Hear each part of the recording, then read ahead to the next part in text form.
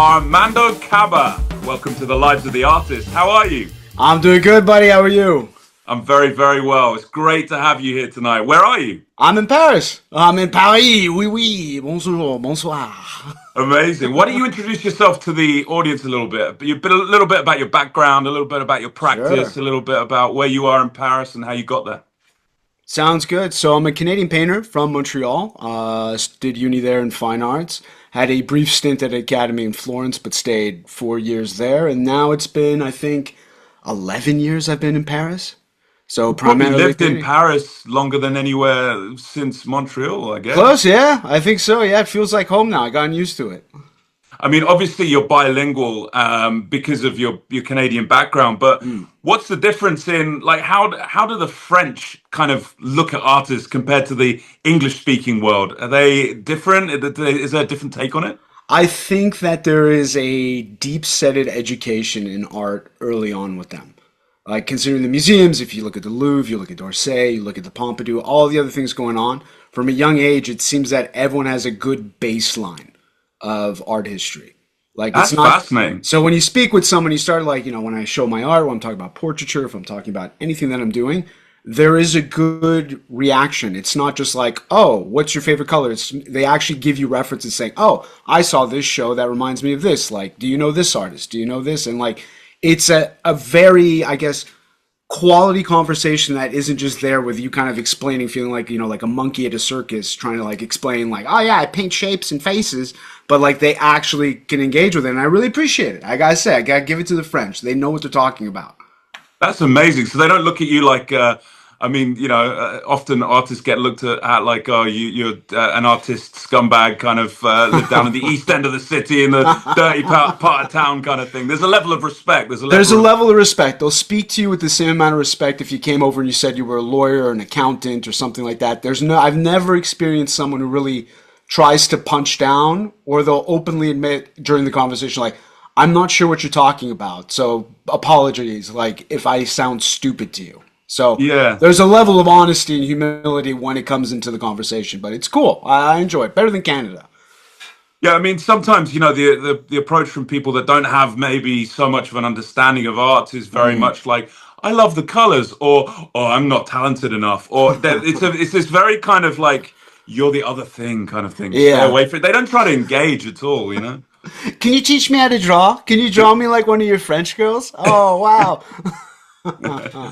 And so you've been there. What? You've been there over a decade now. Yeah, I've been there over a decade. I've been here. I've kind of bopped around studios. I'm now based in Montmartre, so I'm happy to be here. I like this part of Paris feels more like a village for me, and I find that everyone kind of knows each other. And plus, like, given the history of all the artists that are here, you do kind of feel it when you're here. I mean, there is the element of like that whole tourist stuff that happens up at the top of the hill, but there is still that artist kind of residual energy that's kind of lingering around in the roads. Wow. I mean, certainly at the turn of the century, we're talking 1900, Paris was the Hmm. capital of the art world. Everything that was going on Everything. that was important was happening in Paris. And you had the Impressionists, you had, the Surrealists, you Yeah. had Picasso doing his thing. It was really just exploding. There was also writers, there was also, exiles and refugees from Mm. Spain and places. It was just this sort of simmering melting pot of everything that was going on. Do you have that still in Paris? Is there still You a do, sense of that? yeah. You do, yeah. I mean, there's still a lot of things going on. I mean, in terms of like, if you, like, just in general, if you want to go like galleries, shows, museums, whatever's going on, there's always something interesting happening. Whether it be you want to see something that's classical to more contemporary, something's going on. I don't think it would be like the golden era where you see the pockets of artists still hanging around, but like, they're there. You just got to really put the effort in, find it, go to your local bar. You'll hear some murmurs here and there. Yeah, amazing. I remember years ago going into your studio and on the wall I think you had a ripped out of a book. It was, the James Sutan or Soutine Yeah, meat, the meat. the meat one. Yeah. You had a piece of meat, the painting on your wall. And I didn't know who James Sutan was. Am I saying it right? Sutan, Soutine? I think it's Soutine, yeah. Soutine. Soutine. And I said, what's that? I said, what's that? Like it was, like I'd never really seen a painting like that. And you were like, that's James Soutine. He's the daddy. He's like the He's man, the And I man, was yeah. like, I was like, damn, I need to know about this guy, and now I'm absolutely in love with his work. Oh, You he's great. introduced me. You Yeah, introduced me. he's like he's one of the painters I find. Like when you see his work in person, the meat studies they're just they knock your socks off.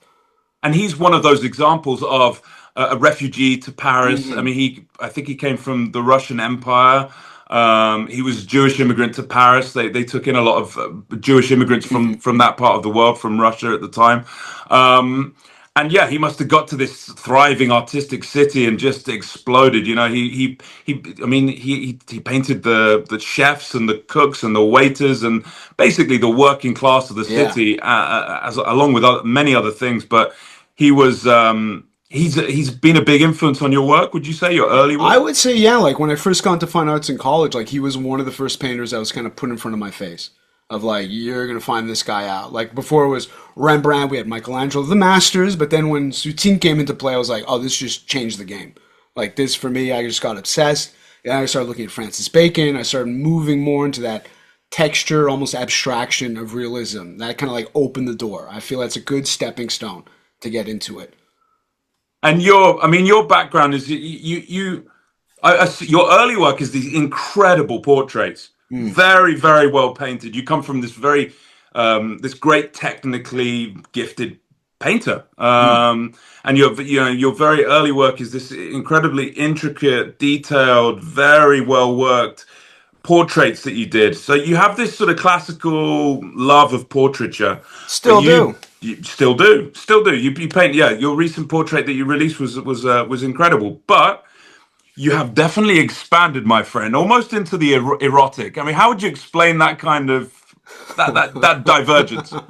I think it happened because of censorship. I mean, I had no real interest. I think like there were some times where kind of like, pardon like the language, but like touching tips with the subject, where we kind of like was looking at like, okay, maybe I want to like explore this element, but when censorship came into play and they were saying we cannot have any nudity of any form unless it's art. And the example they used was Renaissance art. They were using Michelangelo's David. That was the big one. They were saying we could do zoom ins on him. We could look at all parts of his body. That's acceptable. Anything else, get out of here. Get off the platform. So I said to myself, I'm going to paint a vulva and I'm going to title it after Rubens' painting and confuse the algorithm. And it was working. So it started with that. And then I just applied the same level of, I guess, realism and interest in erotic art and just kept going. So all my erotic work have Renaissance titles. Like even Titian, who you spoke about, I have a Venus of Urbino myself that I made. That No, so no way. it, So you started painting these very kind of contemporary, modern, erotic images, mm, but you named them after classical paintings, and the algorithm kind of tripped. it tripped up because it said like, oh, this is something Christian, this is something Catholic. The hashtags are related to Bible verses, and it tripped it up. And I was getting away with it for years. I was just kept going with it, and the more I kept pushing it, the more it was becoming almost a joke of like, okay, if I just keep saying like, oh yeah, this is the three graces, this is the crucifixion of Christ, it would just confuse people, and even people were looking at it and kind of got the joke. Other people got confused, saying, "But that's not the crucifixion of Christ. That seems to be some sort of a rectal toy." Like, no, no, no, it's the crucifixion of Christ. Don't worry about it. You're good. And these images, they were exploding. I mean, yeah, became really popular. Yeah. The algorithm was exploding. Your numbers were going up. Not that we do anything for numbers, Mm, but it just shows that things are happening online. yeah. And I remember just seeing these images. You kept on producing them, named after these, very well known, like the Venus of Urbino, or these Rubens paintings and things like that. Thinking, the hell's going on here? So it's amazing to understand what you were doing. You were just messing with the algorithm. Yeah, I was messing with the algorithm, and then I found a whole new audience with those types of work, and it kind of became a core element of what I like to do. I think like looking and painting from the model is great, but there is also the erotic part of it that comes into play, which is fun to explore. For sure. And getting to the erotic, we're going to kind of go through the history of erotic art a little bit from our Let's do it. perspective. But I mean, the sensual, the flesh, the Mm. erotic, that's been in art for hundreds and hundreds of Oh years. yeah. And it's almost like, that language has been almost lost. I mean, it kind of looks boring today. If you go back to like Titian, some of the paintings that we were discussing then, the Venus of Urbino is a very famous Titian painting. It's like the most sexual, sensual painting you can look at. Also, Danae, she's literally in bed having an orgasm to money falling on her. I mean, Yeah, she's literally like, it's all about the desire for money and how that could literally turn you on. I mean, it's yeah, like, it says a lot of things. Is it a prostitute? Is it, is Titian falling for money? Is he selling out to patrons? right. Is he falling for the money that patrons are telling him? But let me just cut back a little bit. So we start really at Titian, and we're talking about 1520 in Venice. And the reason why I want to start there is because, of course, there was the flesh in European art before, but it was mainly to do with the Catholic Church. It Yeah. was images of Christ on the cross, half naked, mostly naked, and it was the male body. What happens with Venice and with Titian, and this was happening a little bit before, because of course Titian had his influences from other people, notably Giorgione and Bellini. But what happened was Venice became incredibly wealthy with private money. And that happened in Florence too. But this private wealth created this expression of art. They wanted to have these erotic images in their private homes, in their private rooms. So they'd have their public rooms that they would do business in or do the official things, and then they would have their private rooms. And Titian painted numerous paintings of Danae, of the Venus series, for private patrons. So I think, I mean, what's your take on it, firstly, and then we could delve a little bit deeper. I think the reason why a lot of people like miss the notion of erotic art with Titian and with all the old boys and how it's constantly been there is that it's very subtle. It's nuanced as opposed to now. I think when you have a lot of hypersexualization, we're used to seeing things up front any way we want. We back in the day, like you said, that was a shock. Like that was a big deal. Seeing like Venus of Urbino, having the model looking at you, the gaze, the pose, Danae, having these, like, I think for me the most erotic part of the Danae series is the hand in the folds of the I think it's the sheet or if it's the curtain, but that's like the hottest thing. And I think people forget, like, we didn't have all the tech we had now. We didn't have access to all the images we can get now. Like, this was huge. And it carried on. It carried on from Titian. I mean, I love Toulouse-Lautrec. It's still there. You go to Musée d'Orsay. It is still present, but it's very subtle. And it's also depends on the viewer as well. Yeah, he almost turns erotic pleasure into this highly intellectual thing. I mean, I think, that those were meant for close friends to kind of come or even girlfriends, maybe mistresses, maybe, but they were very private things, and they were meant for discussion. They were meant for these very wealthy patrons to enjoy, in their private worlds. And the thing that I love about these paintings is that, Titian was clearly having these conversations with other artists. He was saying, well, how are we going to do this? Should we just like paint naked women and people are going to buy them? There's a market for this. That conversation was definitely There had at was some point. definitely a conversation. I think also given the time, we spoke about censorship in my work, but like back in the day when the church controlled the majority of things, or you had to be ultra wealthy, I'm sure they were talking about slick ways how to get this going to be like, I want to make it more erotic. We can't just do something that's very out in the open. I'm pretty sure Titian thought about it. I know he even spoke with Michelangelo at one point. I think he saw them at Yeah. this series. They had a discussion. He spent time in Rome, Titian, so they Yeah. would have met in Rome. But yeah, I mean, these conversations were had. There was a new kind of art connoisseur, collector, admirer, buyer, and he knew that. And I mean, famously, when you do research on Titian, all his letters involve money. He was writing to his patrons saying, "Can you pay me for this? Can you pay me for that? I need money for this. I need money for that." Of course, this is like the official documentation that we still find is our letters about money. And there was much more to Titian's life than just money. But we do get a little bit like we get the idea that Titian was obsessed with money. But he certainly had a taste for money. And it's Yeah. interesting certainly in the Danae painting, he's almost expressing that. He's expressing this kind of it's very the sensual pleasure of flesh is almost there's also the pleasure of money too. I mean, Dana is literally, having an orgasm on her Mm, bed, and there's a golden shower of coins that are yeah. falling on her. Make of that what you will.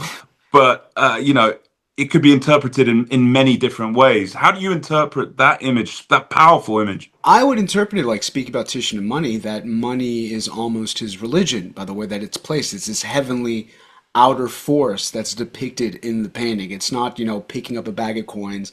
It's not like you would see in a vanitas where there's just a plethora of money on the table. It is coming from the sky. It is falling down and it is creating a visceral reaction with the model that he chose.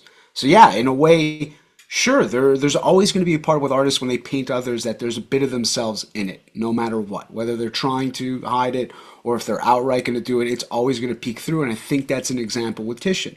I think I this think is I a. think he's almost expressing the seductive nature of money, Oh, yeah. the seductive nature of the female body, but also equally the seductive nature of money. And I get the feeling that he was certainly seduced by money. Oh, I yeah. mean, Titian, like Tintoretto, was also a very famous Venetian painter, but he would almost give his paintings away for free to Mm. wealthy patrons to get them in the right places. Whereas Titian, he found this international market. He would sell to kings, he would sell to dukes, and people that were outside of Venice, because that international market would pay more for it. They would pay a premium price for his pictures.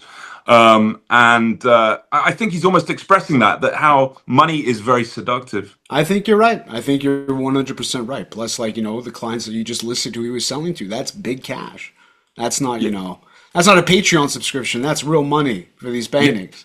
for sure. And these artists were working people. They were, much more than they are considered today. And there's this kind of mythology that's kind of sprung up around artists today. Like the Lucian Freuds or the Van Gogh or whoever it was, the Picassos of the world have really created this modern myth of what an artist could be.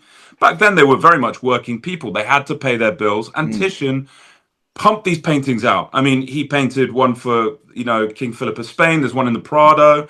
The Dukes of Mantua bought up his paintings. The Dukes in Urbino, I think one but of the Danai paintings is in St. Petersburg.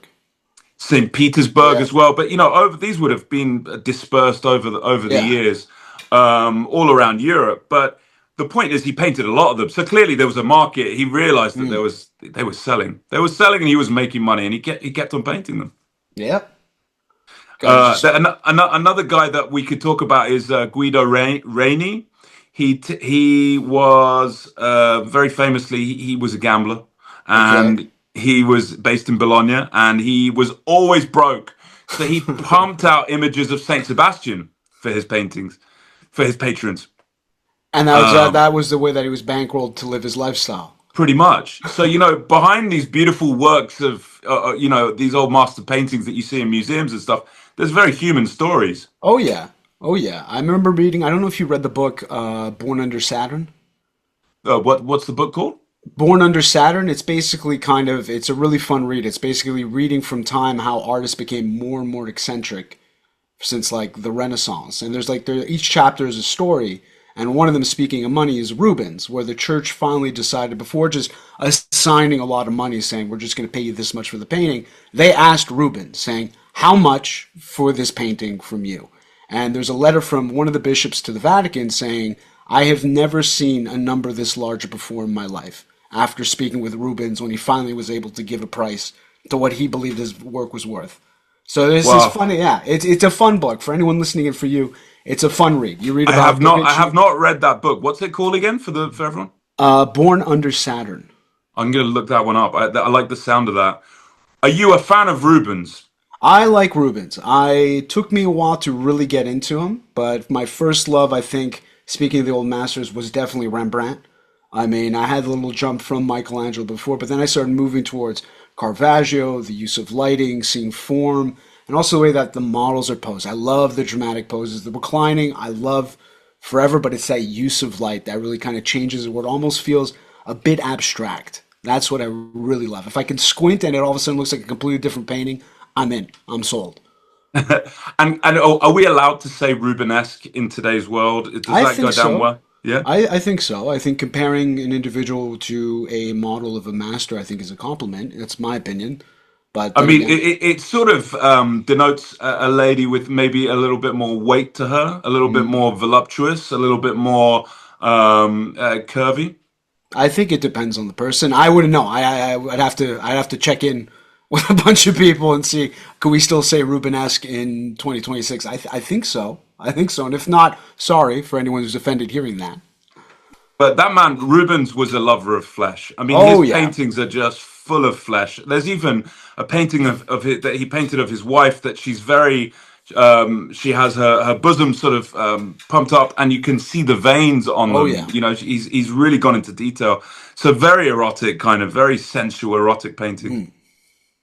So I think And also he, for the time, I don't think anyone went that deep into detail and exploration of the form like he did in terms of his models. Like you just said, seeing the veins on the breasts, seeing the hips, seeing all the structure, and like everything that's so rich. It's not just there to be painted because it's there. There is a kind of you feel that desire and admiration from him when you look at his forms. Like it's very clear no matter what the scene, the way that he articulates hips, yes, there's the anatomy part of it, which is gorgeous, but there's this love that seeps through. Like this man just loved it. yeah, I mean, when I look at his paintings, that's exactly what I think. This man loved it. The joy of painting, literally. Yeah, exactly. But yeah, no, I mean, he defines the word flesh almost. You know, Mm, Rubenesque almost defines that kind of fleshiness to mm. paint. Wouldn't you agree? I agree. I agree 100%. I mean, I love seeing his models. And also, it's a good, even if we talk about body positivity, we talk about diversity, I love seeing different bodies like that. I'll always love it. Same thing if you move forward to like Lucien Freud, we just talked to, some of his models, and even Jenny Saville, like looking at the way that she's articulated flesh. I love it. I think it's always exciting to find something new. Yeah, there's something very yeah, it's just that the human form, the human body is something that is just you could show any if you went to like I don't know, like if you went and showed just someone in the somewhere in the middle of nowhere, the urinal by Marcel Duchamp, Yeah. and if you showed someone that and said it was a work of art, they might not understand that. But if Mm. you showed them a Rubens painting and said that that was a work of art, I think it's a universal thing. It's a People universal understand thing. it because it's a painting of the human form. It's and there's Mm. something that's universal and just people can just connect with it. You know, I don't know Yeah. how else to explain it really. Bodies will always be beautiful. I find no matter what the medium is going to be, especially in painting, they're always. I, I I imagine it's the same thing with you. I never get bored. Even when I do my erotic art or just painting a model, it never bores me to paint a new body. It's always new and exciting. Doesn't matter how many times I've been in front of the model. It's always so exciting and just feels like a true pleasure. Yeah, and I mean when we're going back to Titian a little bit to just go back and go over why he's so important. You know, he really started this. He really pushed the boat out. I mean, Mm, he started painting this erotic art, and I really think that those Venetian painters influenced the way European art, mm, the direction it went. You know, people say that Caravaggio influenced it, and yes, he did to a certain extent, but he was getting his influences from the Venetian paintings. I mean, yeah. before that, the Tuscan and Roman painters were painting a lot on board and they were painting Mm, on wooden panels. And the Venetian painters created these incredible decorative, huge works on canvas. And we see people after the death of Titian it's he dies in 1580 something like that. I think 1584 something like that. mm. And 50 years later, everyone's painting on canvas. Oh yeah. Everyone in Rome, everyone in Europe is painting on canvas, and they're all influenced by what Caravaggio was painting like, and he was trying to paint like the Venetians painters, like Tintoretto, like Titian. So I think really Titian had this profound influence on the Oh yeah. direction of European art. Oh yeah, it's always nice to see those little links because yeah, Titian with Caravaggio, seeing how that was evolving.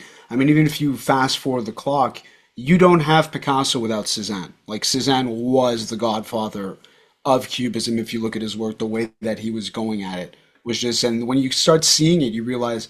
I think even living here in Paris for longer and seeing his paintings up close, I started to get more of a deep appreciation for him. Like I understood, okay, he was the most refused artist of the Salon des Refusés. Like I get it now what he was pushing, and then seeing that wave of painting after him. If you look at George Black, it's the same thing. It all comes from him. Yeah. Yeah, and he would have had his influences from other people as Oh well. yeah. That's the fascinating thing about art history. You can link it back and back and back, and that's why I say it's like this lost language. You know, a Mm, lot of people go to a museum, and there is a level of knowledge that you kind of makes it really engaging if you mm, have it. And oftentimes people will go, and it will be hard to connect to because they just don't understand. So that is connected to this, and mm. once they know these few little connections, it becomes this fascinating Oh world that yeah. they're involved in, they're invited into. Yeah, I agree with you. Same thing with understanding. When you go to a museum, try to put yourself in the shoes of that time period. It makes a whopping difference. Because it's so easy to see, even if you look at more abstract work to what we do with portraiture, like it's easy to just say, ah, and just give it 8 seconds, but you realize, like, no, this was like never seen before for the time. Like, even when we talk about Titian, the eroticism that came out, like, this was exciting stuff. Yeah, and I think that's an important point. Try and put yourself in the shoes of the creator. What were they trying to express? Mm, For a very long time, I kind of went off films, feature films. I didn't watch films for such a long time, mm, and I've got back into them so in such a big way because I'm really just trying. I'm trying to watch the great ones, you know, the really yeah. good filmmakers, and I'm trying to understand. You know, I'm really, you know, taking it sort of like not trying to look at it from my point of view. Mm, I'm trying to look at it from the director's point of view. What was he trying to say in this shot? How right. was he framing the shot? And it's a lot more enjoyable when you take yourself out of the art. Does that Oh make yeah. sense? Yeah, no, it makes complete sense. And then same Uh, thing when we talked about like the linking of, all these artists. It's the same thing with directors. When you see they make winks at each other and you see that influence from that one film you saw that maybe wasn't you didn't get it at first, but then you see like, oh wow, like everyone is doing this or everyone's kind of going through this kind of inspiration from that person and building on it and going forward into what we have now. Yeah, absolutely. And there are always those links throughout art, and you know, even like going back to Caravaggio. Caravaggio influenced.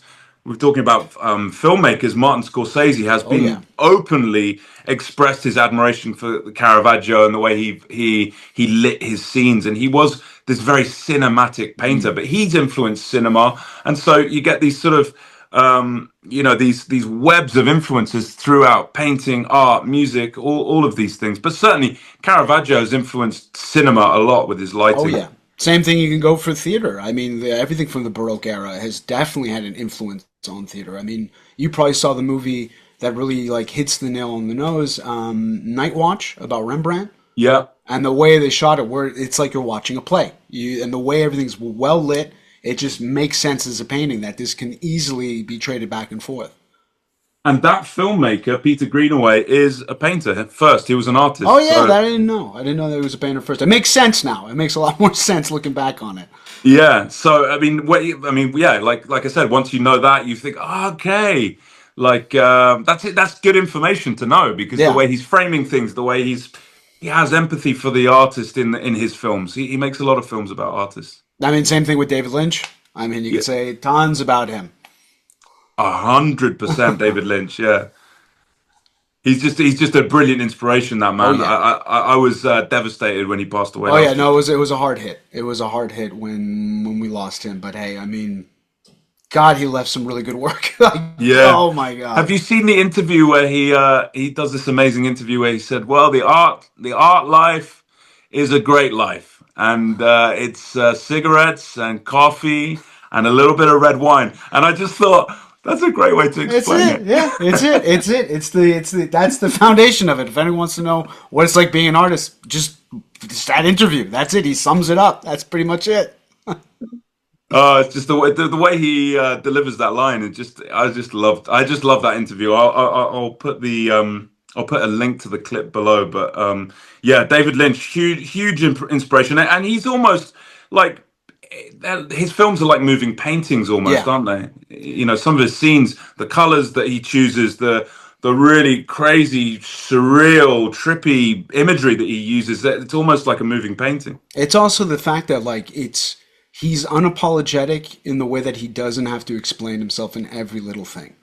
That it is very much creativity for creativity's sake. That sure we can interpret it all we want, and that's the beauty of it. But he also, I find now in the art world where a lot of people tend to have an answer for every little single thing, where it's okay not to. Just go with it. Even if it's weird, if it's odd, it doesn't make sense right now, just get it out. And it's okay. Let them figure it out if they want to. If not, just keep going. Yeah, I mean, exactly, and everyone's going to have their own interpretation of it, and it's kind of just as valid. Mm. And I don't know if this is the same with you. Tell me how you feel about it. But when I'm creating art, like I'm deeply, deeply involved, and I Mm. get this profound sense of like happiness. But it's more than happiness; it's actually a real contentment when I'm Mm. painting and I'm in the middle of a painting and things like that. But as soon as it's done and I can't do any more to it, I'm not I'm sort of not interested anymore. It's just like done and it's the world now, and it's like for other people, Yeah, and then I I get move that on. feeling. Yeah, I get that feeling. I guess I have that feeling that you just described, but I also get a sense of grief where like it's done. Like especially working on a portrait and being so close to a subject for so long, even if they're not the person is not physically there, but working, giving so much of yourself to a painting. Like the last portrait I did, I think there was like 250 hours of work in it and just having to say bye. It's kind of like that. It's exciting to finish. You're like, I'm going to get there. I feel so good. I've pushed myself. Look at this. I'm so excited to share with the world. But there is that half of me that's like gnawing at my heart, saying, like, this is goodbye. Like, this is going to be, even though the painting's still in my studio, I can still see it. It just feels like this is goodbye. But it's also exciting to go on something new. But I still feel like I just went through a breakup every time I complete a painting. 250 hours of work go into your portraits. I The mean, that's portraits. incredible. That's like a real piece of you there. Yeah, that's a real piece. I mean, Lucian Freud was the inspiration in college for me. When I heard that he spent like 400 hours in front of a model, I was like, man, like, oh yeah.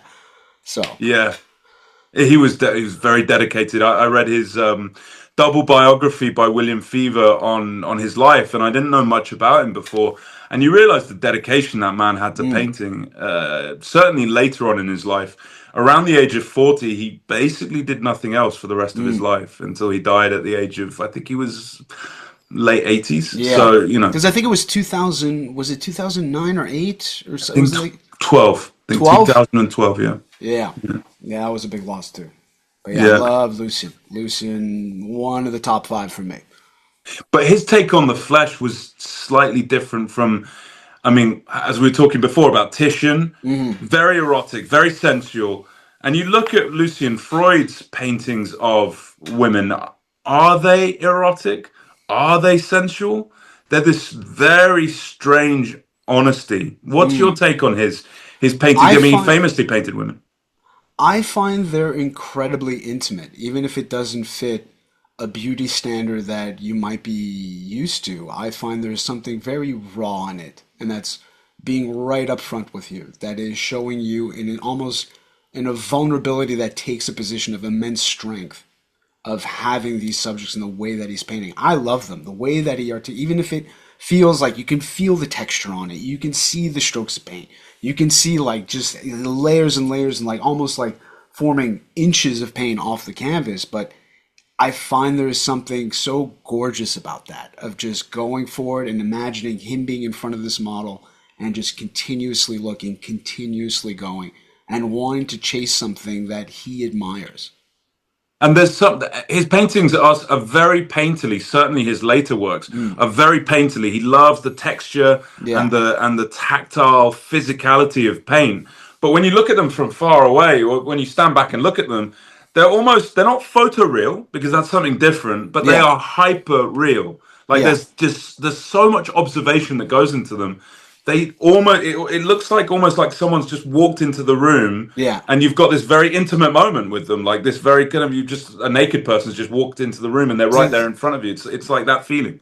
they're alive. They feel alive. His paintings feel real, not in the sense that it's realism, but that this is a person. Like this is someone, and you have that presence just from a two-dimensional image, which is wild. Yeah, and with that kind of powerful work, like, you can see the time that goes Yeah, into that stuff. You're talking about how long it takes for him to complete canvases and for yourself to complete works of art. But you can almost see that in the work. You you can can see it. see, You can the see it. layers and layers and you can see the time that it's taken. You can see the way he's articulating just like little details, trying to do, especially in his portraits, the way that he moves the brush, trying to get that right tone that's going to mix with the wet paint underneath, and that he'll come back and do it again and again until he is gotten his fulfillment. Like when we talk about when we create, when you paint that, you have that sense of joy and happiness of having to get that during that process. You can see it almost literally layer by layer. And so tell me a little bit about your practice. Do you paint for commission, or are you like Lucien? You choose your subjects. You choose who sits for you. You choose who models for you.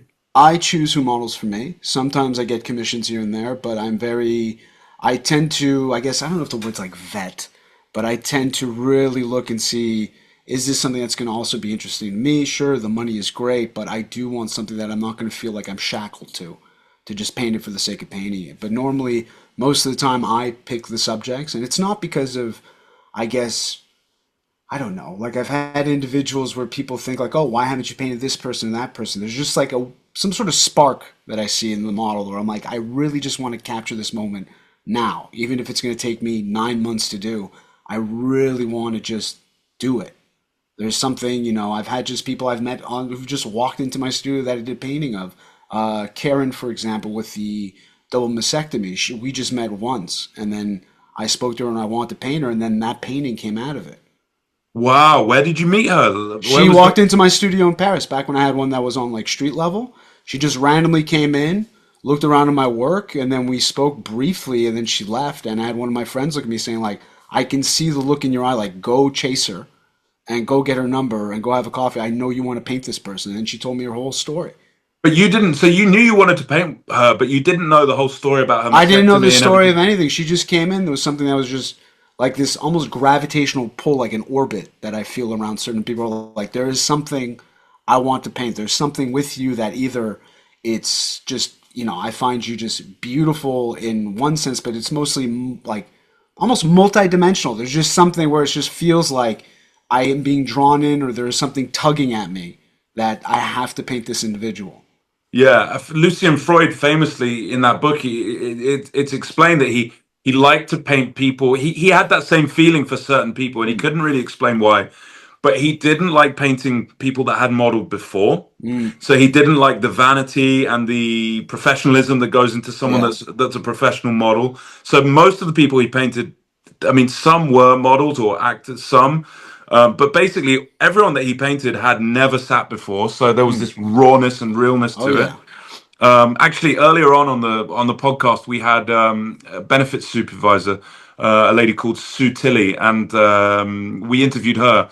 And she explained kind of his studio practice. It was fascinating, but the way he found her was just through a friend, Oh yeah. just recommended. She came to the studio, and then he said, "Let's go and have lunch." And apparently, he was like really looking at her over lunch, and it kind of putting her off. And then he asked her to sit for him, and this whole kind of 10 years of work came from him from that one meeting. Do you have that when you see people? Do you have that moment where you feel like you're being weird, like staring at them, watching the way like their jaws move when they talk, or when you talk about a certain, 100%, watching the way their 100%. eyes light up depending on a certain subject? You watch them with other people. You want to see them front on, side on. You want to see them like when you're not present, if you are present, how Yeah, they it could dress. be something really weird, like how their nostril falls in the shadow, or like Yeah. if they've got thick or thin eyebrows or something like that. And I'm constantly looking at people like that, but I can't admit it. Like I can't say to them, "Oh, you've got great eyebrows," or something like that. It's a weird one because you're so used to looking and painting I mean, I am so used to painting portraits and looking for those things in portraiture, those decisions you make Yeah. constantly, and those little marks that you're constantly making and layers you're constantly making to bring your work out. That you are constantly looking at people like that, but of course you can't go around like talking like that. I don't know because like you work from. Do you still work from life, or do you now work for a little bit with photo? Do you do both? What's your way of doing it? It depends, but yeah, I do work from photos. I do work from life. It depends who's going to sit for me. People live in this busy world, and often Mm. people, if you're going to say to someone, "Look, can you come and sit for me for 250 hours?" It's just like, how do you even get your head around that? I mean, even saying the amount of hours that go in, I can see people getting very intimidated. Like, I only tell them that after I've taken the photo of them. I never tell it to them before because Yeah, otherwise they get. it's totally intimidating. It's like It's mind-boggling. intimidating, They yeah. just I want them to show up naturally. I don't want you coming in thinking like, okay, it's 250 hours. I have to wear something that I know is going to be interesting for 250 hours. I've had models who come in who I've painted who purposely wear complex things to trip me up. They know. Like, they'll be like, here's a pattern. Here's something that's almost translucent. Here's like some plastic material. Good luck. Good luck painting that. yeah. I mean, it depends. Like going back to your question, it depends. If someone is willing to sit for long periods of time, it's always an amazing blessing. But Mm. it's very difficult, especially in this ADHD Oh, world of yeah. that. Everyone's got ADHD these days. No Oh, yeah. one can sit for a second. I mean, that's actually another thing. Getting back to those films, just sitting down and watching even a 90-minute film is like It feels like an achievement now. it's like yeah, done. I did that. I sat there. I didn't look at my phone. I sat there and I got didn't check through any it. notification. I didn't get up and move around and do something else. I sat, I focused, I absorbed it, I appreciated the story. I didn't yammer on. It's like training your like synapses again to be able to Yeah. do it. It's just really crazy thing. Like our brains have been configured to just see information for a second, a Get second, that a dopamine second. hit, get the next dopamine Oh, hit, it's get the dopamine. terrible. I think that's why I think, when we talk about portraiture even today, I think it's really important for people to have a long hobby. Just something that the payoff is later on. Just Yeah, commit to and something and and do it.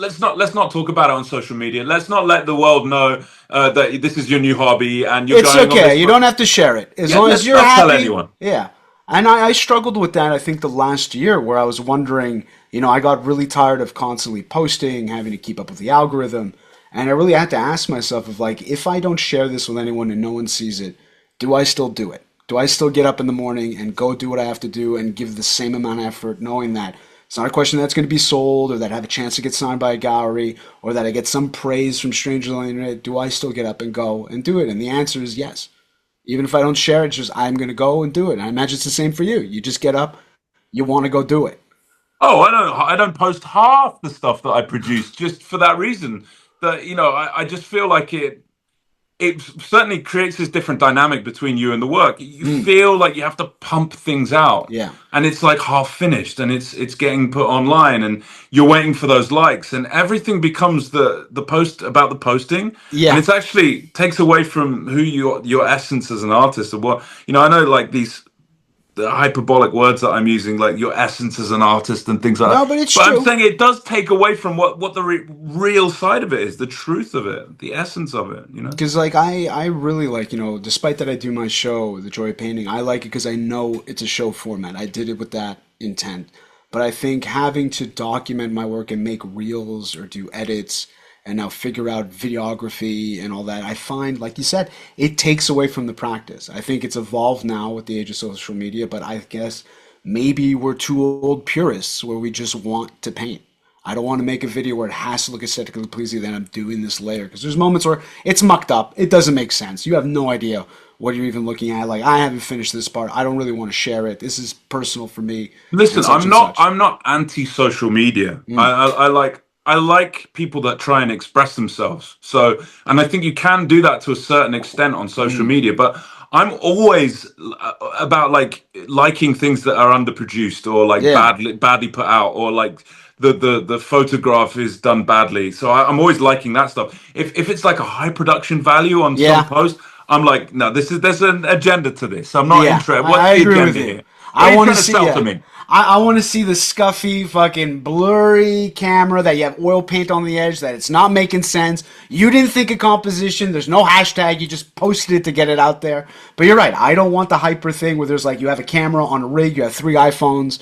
We know what we're doing. We're staggering posts. Yeah, it's a promo. It's a promo. It feels The more of a most the promo. most famous Canadian of all time is Justin Bieber, probably, and he famously does that with his social media. I don't know if you follow Justin Bieber. Guilty pleasure, I do, but his social media is like that. He just posts anything.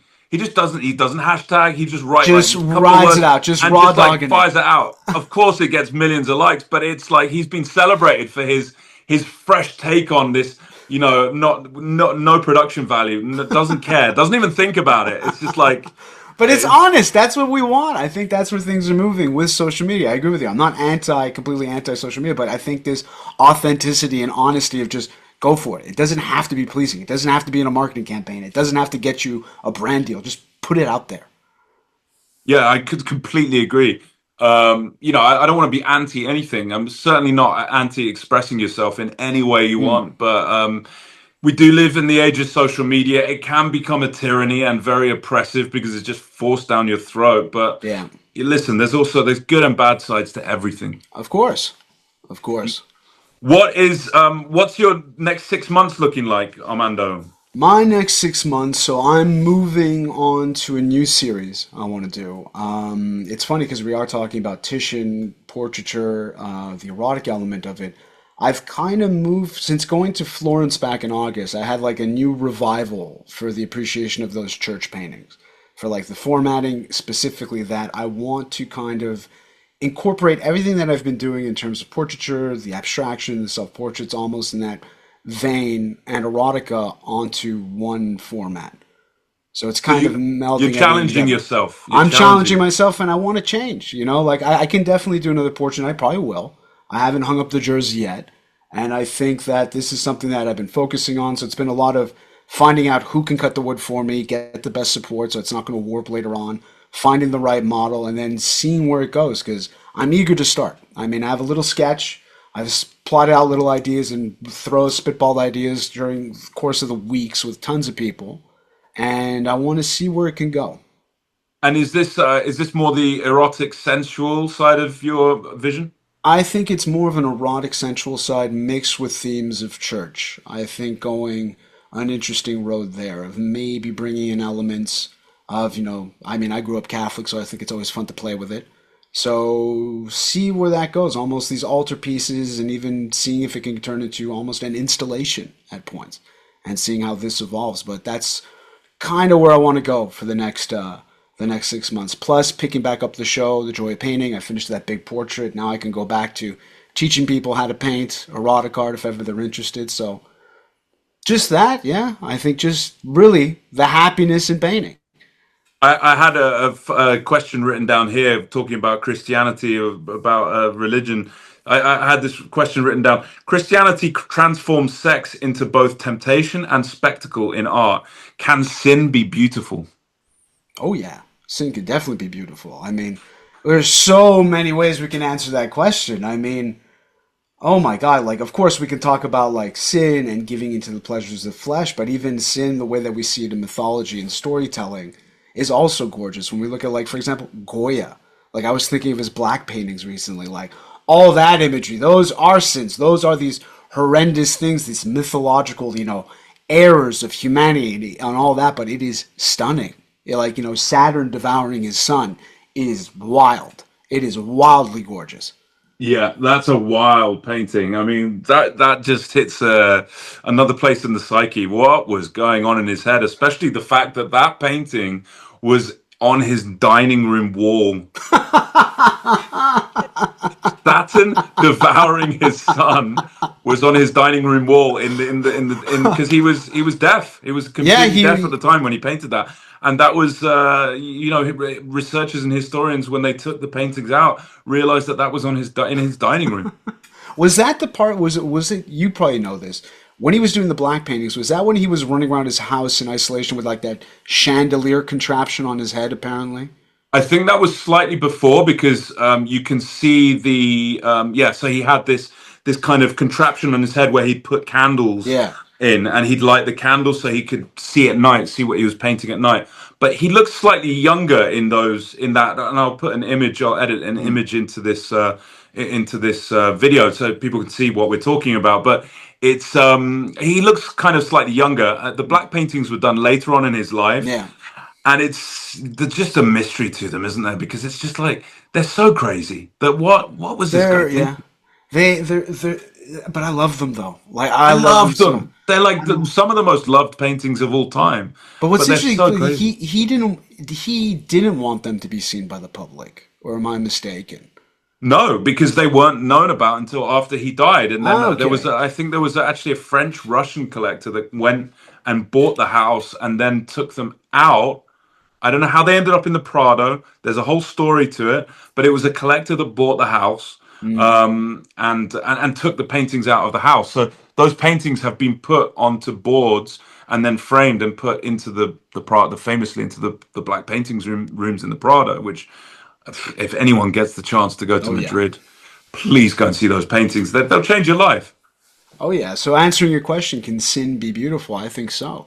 I definitely think so. And then I guess it depends on what's your idea of sin. If we follow the Catholic Church, I mean, like you said earlier when we were talking about Titian, all those Jesus paintings where he's half naked on the cross. Also, fun fact, his crotch is almost 80% of the time the center composition of each canvas. Right. I mean, come on. Like, it gets like very, like, we're rubbing some feelings when we go to church and we see him, the way that he's stretched, the way that we do the lats. We see this sweaty body, the dirt, the grime, everyone looking up, and it always looks like they're looking up near his groin. And it's really funny to see when you start noticing it. Yeah, if you came from another planet, you'd be like, "Well, what are we doing here? Like, what's going on here?" No, this is Jesus. This is our God. This is the embodification. This is the body of God, but basically personified.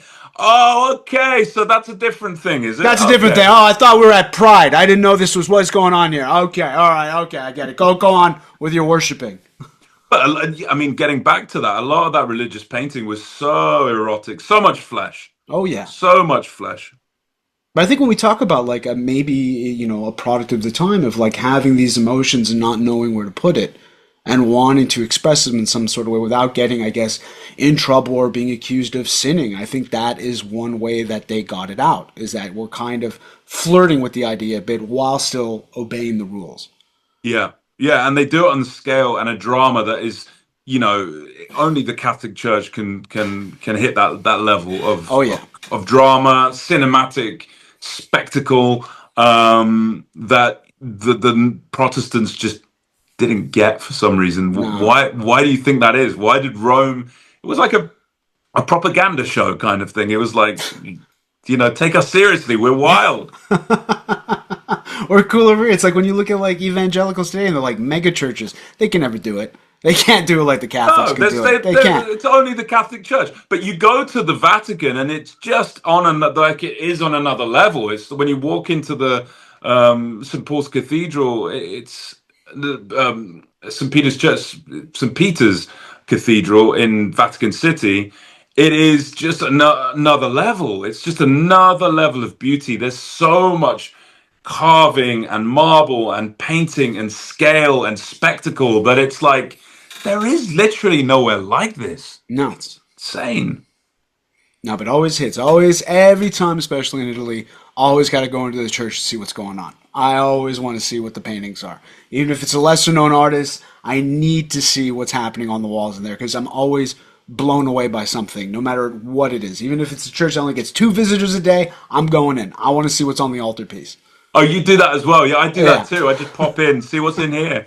Especially, yeah, in Rome, you're never going to be disappointed. Oh, yeah. You go to Venice as well. There's Tintorettos everywhere in Venice. You just walk into a church and it's like, oh, of course, there's a Tintoretto, there's a Titian there. Yeah, of course. Yeah, it makes sense. Yeah, it's just this casual thing. Like, oh, yeah, Titian's here, of course. Yeah, But the French know how to do spectacle. Certainly, Paris is a very dramatic city for that. Oh yeah, oh yeah. There's lots of spectacle. I live in living in Montmartre and also like on the cusp of Pigalle, which is more of like a party neighborhood. It still keeps that essence, having the Moulin Rouge and cabarets. That there is that kind of Belle Epoque vibe that is still preserved there and it's still honored in different ways. Like I really do appreciate it. And I feel like I couldn't live in any other part of the city besides here. Like I just couldn't. I love the Belle Epoque and the joie de vivre and these Yeah. terms that they have in French for enjoying life is just I don't know. There's they take culture seriously. They take their culture seriously. Historically, the French, it was quite an easy country to invade just by the position it was in Mm. Europe.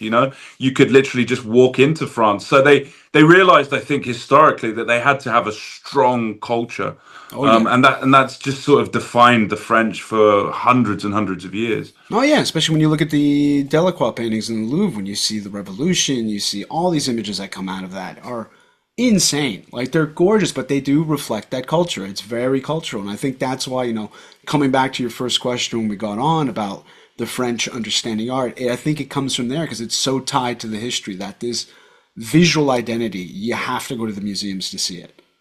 Yeah, and growing up with that idea that our Yeah. culture is important, respect it, and respect where it comes from, Mm. is much more part of the culture of France and just the mindset than it is in places like America or Yeah. places like Canada or places. I don't know what Canada's like, but certainly in England, we're getting back to that point where it's like, oh, you filthy artist, go to the East End. We don't want to see. Go on now. Go to Tesco. Get a Tesco meal deal. Get out of here. Apart from if your name's Lucian Freud, I'm sure he would have walked into most rooms. Oh yeah. Armando, it's been an absolute pleasure Same speaking here, to you. Nick. I've really enjoyed our conversation, and Same. I'm going to come and see you in Paris very Yeah, you soon. come see me. I'll show you the studio anytime you want. Thanks a lot. No worries. Thank you.